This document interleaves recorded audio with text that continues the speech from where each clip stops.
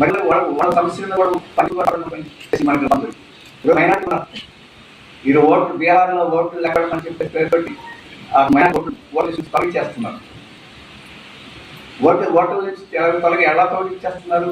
నువ్వు నీ ముస్లిం పేరు కాబట్టి నువ్వు పాకిస్తాన్ నుంచి వచ్చావా, బంగ్లాదేశ్ నుంచి వచ్చావా, నువ్వు రికార్డు తీసుకురా, బర్త్ సర్టిఫికేట్ తీసుకురా, మీ నాన్న ఎక్కడ పుట్టాడో తీసుకురా, మీ అమ్మ ఎక్కడ పుట్టాడో తీసుకురా అని చెప్పి అంటున్నారు.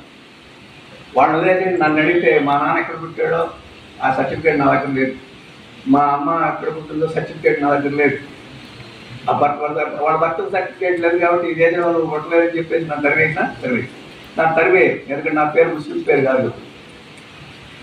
అదే కనుక ఒక ముస్లిం పేరు ఖాను అక్బరుద్దీనో ఏదో పేర్లు ఉన్నాయనుకోండి, నువ్వు దేశంలో పుట్టినా నీకు సర్టిఫికేట్లు ఉన్నా ముందు ప్రశ్న వేసి మనం ట్రాఫిక్లో స్కూటర్ కొట్టుకొని పోతాం అనుకోండి, లైసెన్స్ ఉందని అడుగుతాడు.